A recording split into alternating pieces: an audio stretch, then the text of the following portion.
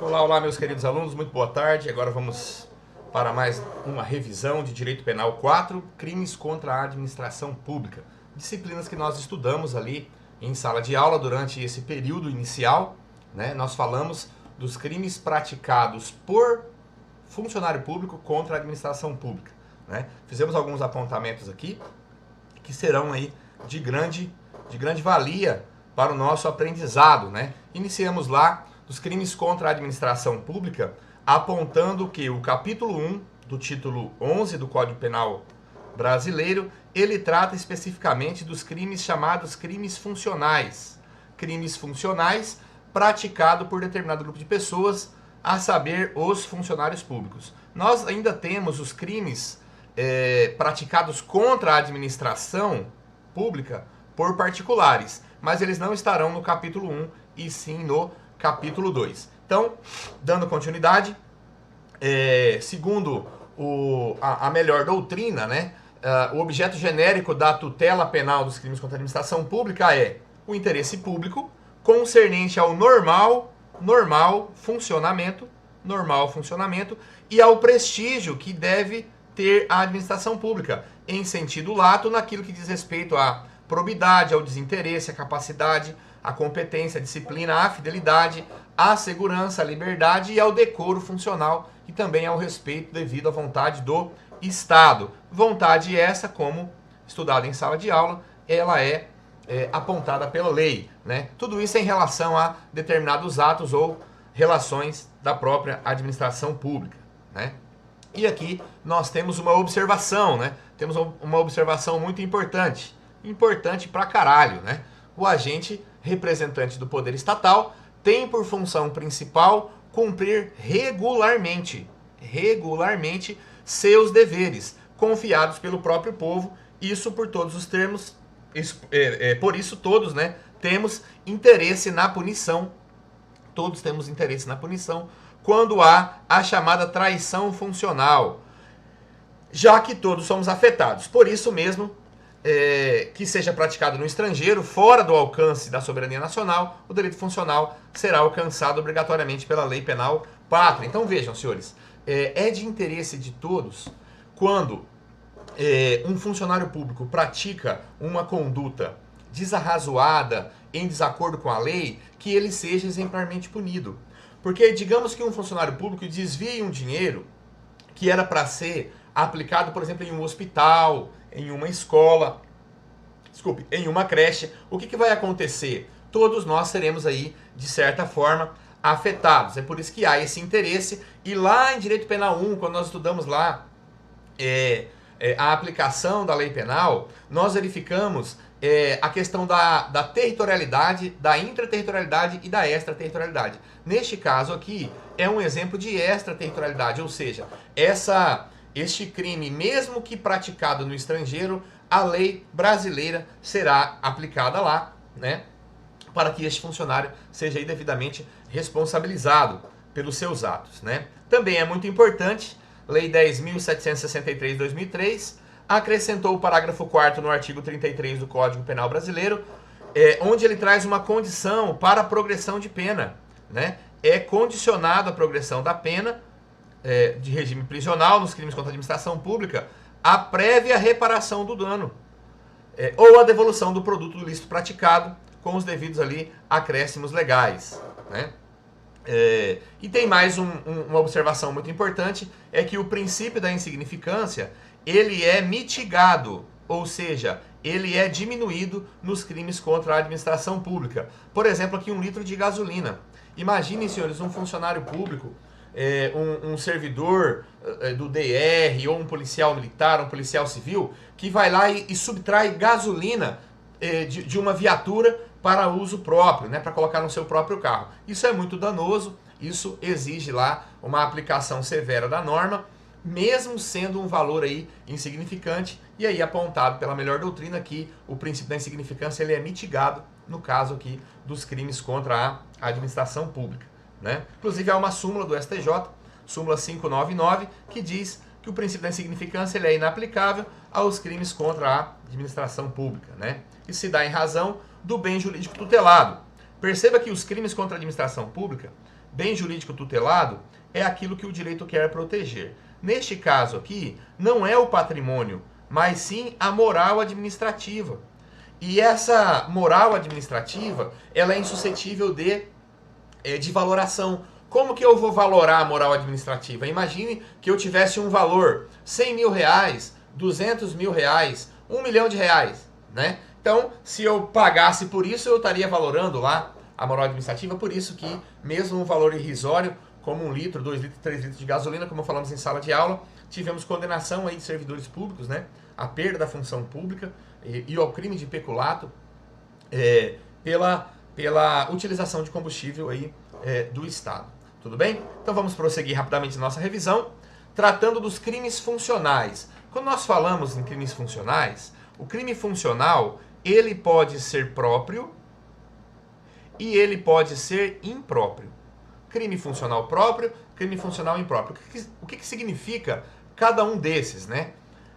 Crime funcional próprio, também chamado de puros ou propriamente ditos, é aquele que quando falta, até sublinhar aqui, ó, quando falta a qualidade de funcionário público no autor do crime, o fato passa a ser tratado como um indiferente penal, não se subsumindo a nenhum outro tipo penal. Isso se chama atipicidade absoluta. O exemplo aqui, senhores, é o crime de prevaricação. Olha só, o que diz o artigo 319 do Código Penal, né? É quando alguém, para satisfazer sentimento pessoal, deixa de praticar, retarda ou pratica ali ato previsto em lei, né? Então, perceba que eu não sou funcionário público e eu vejo uma pessoa dirigindo um veículo embriagado. É um indiferente penal, né? Não tem aplicação para mim do crime de prevaricação. Quando, do contrário, por exemplo, um guarda de trânsito, um policial militar, ali numa blitz, ele vê alguém dirigindo embriagado e para satisfazer o interesse pessoal, por exemplo, a amizade, o amor, ali, ele vai e não pratica o ato de ofício de prender em flagrante aquela pessoa. Nós estamos diante aí do crime de prevaricação. Perceba que quando eu tiro a qualidade de funcionário público, eu retiro a elementar do tipo funcionário público, o crime deixa de acontecer. Esse é o chamado crime funcional próprio ou propriamente dito, também chamado de crime funcional puro, né? Por outro lado, nós temos também os chamados crimes funcionais impróprios. Crimes funcionais impróprios, também chamados de impuros ou impropriamente ditos. São quais, né? São quais? Deixa eu pegar outra cor aqui. Ó, são aqueles que, desaparecendo a qualidade de servidor do agente, quando eu retiro a elementar servidor público, desaparece também o crime funcional. O crime funcional desaparece. Porém, há a desclassificação da conduta para outro delito, de natureza diversa. Isso aqui se chama atipicidade relativa. Então, eu tenho aqui, ó, o peculato furto, lá do 312, parágrafo 1º. Tem uma pena severa. Quando eu retiro a elementar, aí lembrando lá a teoria geral do delito e a teoria geral da pena, né, realmente a teoria geral da pena do artigo 32 em diante, né? O que são circunstâncias e o que são elementares? Elementares é aquela situação que quando você retira, o crime deixa de acontecer ou acontece outro crime. Por outro lado, as circunstâncias vão incidir na pena, né? A pena vai aumentar ou vai diminuir.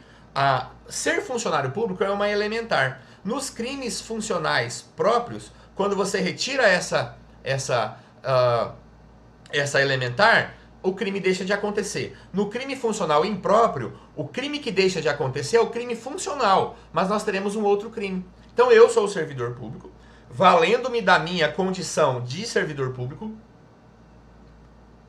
e da facilidade que isso me traz, eu acesso determinada repartição pública e subtraio de lá coisa alheia móvel, né, que está sob administração, sob os cuidados da administração. Eu estou diante aí do peculato furto, né? Agora, se eu retirar essa condição, eu, comum do povo, adentro uma repartição e subtraio coisa alheia móvel, eu não tenho crime de peculato furto, mas eu tenho crime de furto, lá do artigo 155 do Código Penal brasileiro. Tudo bem? Então vamos caminhando aqui. Diferença aqui dos crimes funcionais próprios e dos impróprios, muito importante para nossa prova, né? Agora, o que é o funcionário público? E aí, senhores, aí nós vamos para a ladainha, né? Tem que sentar a bunda na cadeira e ler a lei seca. Quer ter sucesso? Lei seca, doutrina, resolução de questões, né? Você vai para a aula com a lei seca já lida. O que seria lei seca? É a lei penal sem nenhum tipo de comentário. E volto a dizer, senhores, do não aconselhar você acessar a lei, pelo menos na graduação, pelo celular, pelo computador. Por quê? Porque você vai ter que fazer a prova da ordem. E lá na prova da ordem não é autorizado. Você tem que aprender a manejar aí a lei seca, né? Então fica aí a dica para quem quer ter sucesso, né? Então, funcionário público, segundo o artigo 327 do Código Penal, isso aqui trata-se de uma lei penal não incriminadora explicativa, diz o seguinte, ó: considera-se funcionário público para efeitos penais quem, embora transitoriamente ou sem remuneração, exerce cargo, emprego ou função pública. Aí o parágrafo 1º equipara-se a funcionário público quem exerce cargo, emprego ou função em entidade paraestatal a quem trabalha para a empresa prestadora de serviço contratada ou conveniada para a execução da atividade típica da administração pública. Parágrafo 2º. A pena será aumentada da terça parte, que eu tenho uma causa de aumento de pena, quando os autores dos crimes previstos neste capítulo forem ocupantes de cargos em comissão ou de função, de direção ou assessoramento de órgão da administração pública direta, sociedade de economia mista, empresa pública ou fundação instituída pelo poder público. Aqui o nosso pequeno introito, né? E agora nós vamos para os crimes propriamente ditos, né? Então, o primeiro crime que nós temos é o peculato, né? Peculato lá do artigo 312 do Código Penal.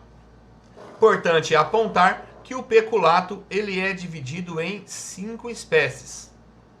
5 espécies. E aqui temos aí uma planilha, né? Uma planilha aí elaborada pelo professor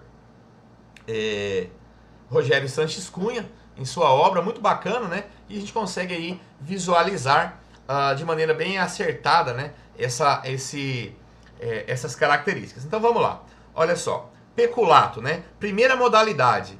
Ele está no artigo 312, no caput. Na primeira parte. Na primeira parte do caput, né? Eu tenho o chamado peculato apropriação. Primeira espécie de peculato. O que diferencia um do outro, né? Perceba que a posse ela é anterior e lícita. Eu sou funcionário público e eu tenho a posse deste aparelho, deste smartphone, em razão da minha função. Essa posse ela é anterior à prática do crime e ela é lícita. E aí, ao depois eu falo, esse celular aqui me interessa, né? Surge em mim o dolo de apropriação, né? Esse dolo ele é posterior à posse. Surge o dolo, surge em mim, né, o animus rem sibi habendi, que é o animus de assenhoramento. Eu tinha aquele material, né, em razão da minha função, e surge para mim o animus de assenhoramento. E vai se consumar o crime com a posse pacífica, quando eu vou passar a agir lá com ânimos de dono. Na sequência, nós temos o chamado peculato furto. O peculato furto, ele está lá no artigo 312, no parágrafo 1º. Perceba que a posse ela é ilícita. É diferente aqui, ó, do peculato apropriação, onde eu já tenho a posse. Aqui eu vou subtrair o bem valendo-se da facilidade que me dá a condição de funcionário público, né? Perceba que o dolo também aqui é diferente, ó. Ele é anterior, aliás, né? Aqui é diferente, ó. O dolo ele é anterior da posse eu já vou com o dolo de subtrair. Eu não tenho a posse mansa e pacífica, né? E vai se consumar também com a posse mansa e pacífica daquele objeto, seja qual for, né? O peculato desvio, por sua vez, ele está lá no artigo 312, na segunda parte do caput. Perceba que na primeira parte eu tenho o peculato à apropriação e na segunda parte eu tenho o peculato desvio. Então perceba que no peculato desvio, igual o peculato à apropriação, a posse também ela é anterior e também é lícita. E o dolo, ele é posterior. E aqui, ó, ele vai se consumar quando eu tenho destinação diversa. Ó, perceba, no peculato à apropriação, ele vai se consumar quando eu tomo a posse e passo a agir com ânimos de assenhoramento, né? Agora veja, no peculato desvio, eu não tenho a intenção de ficar com o bem para mim. Simplesmente eu vou utilizá-lo de maneira diversa. Eu vou pegar, por exemplo, um veículo oficial e eu vou utilizar para levar materiais para minha propriedade rural. Entendeu? Eu vou pegar aquele veículo oficial e eu vou utilizar para viajar de férias, para ir para o balneário, para ir para a praia, né? Eu estou dando uma destinação diversa para aquele bem público que foi, da qual ele foi lá originariamente adquirido, né? Então, tranquilo aqui até a parte do peculato desvio. Nós temos ainda o chamado peculato estelionato. No peculato estelionato, ele não está no artigo 312, está no artigo 313, e ele fala o seguinte, ó, que quando a coisa chega para o agente por erro de terceiro, um terceiro vai lá e erra, né? Este terceiro, este outrem, já está em erro, né? Então vamos lá, eu estou lá na minha seção, na minha divisão, chega alguém alguém do TI, né? Fala assim, olha, eu vim distribuir os iPads, né? Vim distribuir os smartphones. Esses 10 aqui é dessa seção? Eu falo, é dessa seção, pode deixar aí, né? Aí, aquele que está em erro, que era para levar para uma seção e levou para outra, entrega lá, de boa fé, né? Aquele material. E aí, eu olho o material, passo a ter o dolo de assenhoramento, né? Então, perceba que o dolo de assenhoramento, ele é posterior à chegada da coisa, né? E a consumação vai se dar aqui, ó, na posse da coisa. Agora, senhores, esse aqui, ó, é IPC, ó. Esse aqui é muito importante. Por quê? Porque o peculato culposo, ele tem algumas características e ele tem algumas situações que o diferem dos outros. Por exemplo, o peculato culposo, ele traz uma causa de extinção da punibilidade fora do artigo 107 lá do Código Penal. Vamos ver, ó. O peculato culposo, ele está lá, artigo 312, parágrafo 2º e 3º do Código Penal, e ele fala o seguinte, ó: ocorre o peculato culposo quando o agente concorre para o crime de outrem culposamente, violando o dever objetivo de cuidado. Aí vamos lá, vem comigo aqui, ó. O conceito de dolo e culpa está lá no artigo 18 do Código Penal, né? Tá assim lá no 18. Disse o crime doloso quando o agente quis o resultado ou assumiu o risco de produzi-lo. E eu tenho na sequência o conceito de culpa. Culposo, quando o agente não quis o resultado, mas agiu por imprudência, negligência e imperícia. Aí eu tenho lá a grande maioria de culpa inconsciente, eu tenho também a culpa consciente, que é aquela que é quando o agente pratica o fato tendo certeza que pela sua habilidade não produzirá o resultado, né? Perceba que para ser peculato culposo, o agente deve agir com desídia e um terceiro deve subtrair lá a coisa pública. Porque se eu tenho unidade de desígnios, eu tenho peculato furto. Eu vou ter um concurso de pessoas. Por exemplo, eu sou funcionário público, eu deixo a porta aberta porque eu quero, para facilitar a prática do crime. Eu tenho lá um concurso de pessoas e mesmo o particular vai incorrer lá no peculato em razão do concurso de pessoas. Então aqui, ó, a diferença e o cerne está aqui, ó. O agente concorre para o crime de outrem culposamente. Necessariamente tem que ser culposo. E ele vai violar um dever de cuidado objetivo. Ele deveria fechar o portão, ele deveria tirar a chave da viatura, ele deveria fechar a porta, né? E a consumação vai se dar, quando o crime do terceiro se consuma. E ele não vai admitir tentativa. Por quê? Porque os crimes culposos não admitem tentativa, né? Tem como eu tentar ser imprudente sem querer? Não dá, né? Então perceba que não dá. E só vai consumar o crime se o terceiro praticar. Por exemplo, eu saí da repartição pública e deixei a porta aberta, o portão aberto, passou o final de semana tudo lá, tudo aberto, e ninguém entrou e ninguém levou nada. Eu tenho crime de peculato culposo? Não, não tenho. Não tenho porque nenhum terceiro foi lá e subtraiu nada. No máximo aí eu vou ter lá uma falha funcional que pode aí ser suprimida com a questão disciplinar. Então, atenção aí redobrada ao peculato culposo, porque ele tem essas características e as outras, né? As outras características do peculato culposo, já vamos chegar, que a possibilidade de a reparação do dano antes de transitado em julgado. Ele vai reduzir lá a pena, aliás, ele vai extinguir a punibilidade. E se depois, ele vai reduzir lá até a metade, né? Então, olha só, gente. Outra característica interessante, ó. Nós falamos das elementares, né? Das elementares. O que são as elementares, né? Veja só, nesse exemplo aqui que interessante, ó. Diferença entre a apropriação indébita, que é um crime funcional, né? Aliás, desculpe,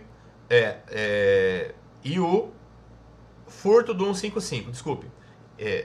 A apropriação indébita não é um crime funcional, né? A diferença da apropriação indébita com o furto. Olha só. Na apropriação indébita, a posse é anterior, o dolo é posterior, e se aproveitando da posse anterior, ele toma lá para si a coisa. No furto, a posse é posterior, ele não tem a posse, o dolo é anterior e ele vai lá e obtém a coisa subtraindo. O que seria apropriação indébita? Por exemplo, eu sou funcionário de uma empresa. Por eu ser funcionário da empresa, eu tenho lá um smartphone, onde eu tenho instalado aqui um mobile, né? O sistema de vendas está aqui neste aparelho. E o aparelho está comigo em razão de ser funcionário da empresa privada. Eu vou lá e me assenhoro deste equipamento. Eu não tenho crime de furto porque eu tinha posse anterior, mansa e pacífica, em razão da minha função na empresa privada. Quando eu me assenhoro, o crime vai ser de apropriação indébita, né?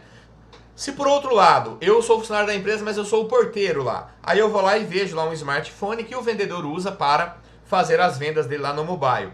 Eu vou lá e subtraio. Eu tenho crime de furto simples. Agora veja, senhores. Se eu substituir o agente lá, o funcionário da empresa, do 168 por um funcionário público, eu deixo de ter apropriação indébita e passo a ter peculato à apropriação. E a pena é muito diferente, senhores. É muito mais grave no peculato.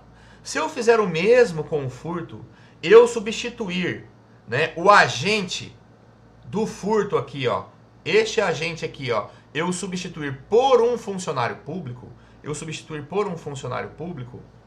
eu deixo de ter o furto e passo a ter peculato furto, né? Quando eu acrescento o animus rem sibi habendi, que é o animus de assenhoramento, que é a intenção de me apossar definitivamente, né? Que no direito civil é chamado de animus domini, eu deixo de ter o furto, que é um crime comum, e passo a ter um crime próprio, que é o peculato furto. Eu deixo de ter a apropriação indébita, que é um crime comum, e passo a ter o peculato apropriação, que é um crime aí próprio, crime funcional, né? Então, por isso não existe o furto de uso. Furto de uso, por exemplo, ele não é tipificado no Código Penal. Ele não é crime porque não é típico do Código Penal, né? E o furto exige a intenção de assenhoramento. Aqui, ó, fica uma observação, mas é só observação, que o furto de uso existe no CPM. No Código Penal Militar, há furto de uso, mas aí é em razão de uma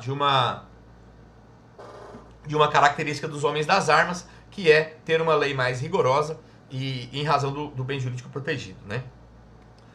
Outra circunstância é que não existe ainda peculato de uso, exceto para o prefeito municipal, em razão de uma lei lá de 1967.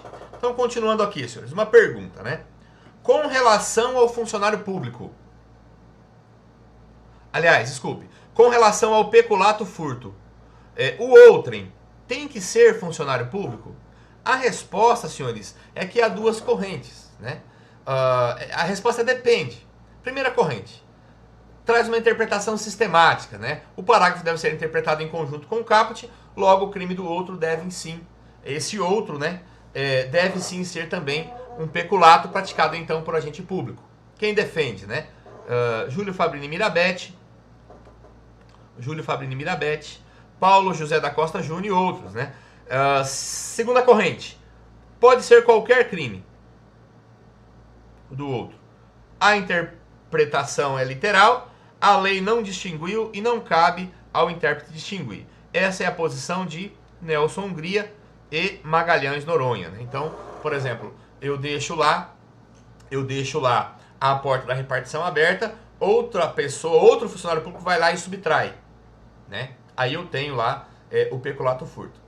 Agora, se eu deixo a repartição aberta, a pessoa vai lá e causa um dano, por exemplo, seria peculato furto? Seria qualquer outro crime, né? Tem essa discussão doutrinária aí, e os autores que a defendem, né? E uma última observação sobre peculato furto: não há concurso de pessoas entre funcionário público e o outrem. Por que não há concurso de pessoas? E aqui nós estudamos lá nos artigos, né? 29, 30 e 31 do CP. Artigos 29, 30 e 31 do Código Penal Brasileiro, que trata do concurso de pessoas. Eu não tenho concurso de pessoas, porque se eu tiver o concurso de pessoas,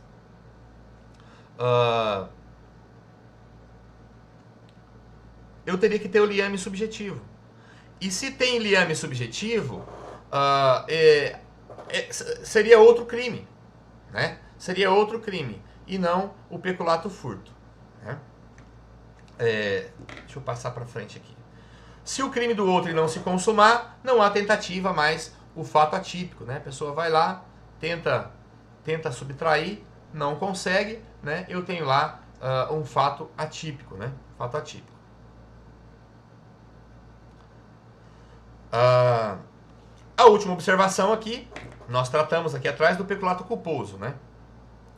O peculato culposo, ele traz o seguinte, ó: se o agente reparar o dano, e aqui é muito, muito importante, ó, se o agente reparar o dano antes da sentença transitada em julgado, extingue a punibilidade. Trata-se de uma causa de extinção da punibilidade fora do artigo 107, né? Se for posterior, reduz da metade aí a pena imposta, né? Reduz aí da metade a pena imposta. Senhores, olha só, vamos fazer uma correção aqui, ó. Aqui, ó, não é peculato furto, tá? Aqui, ó, é peculato culposo. É peculato culposo. Corrijam aí no material de vocês, né? Com relação ao peculato culposo, o outro tem que ser funcionário público. Não. O que é o peculato culposo? Vamos retornar aqui, ó. O peculato culposo é esse aqui, ó. É esse aqui, ó.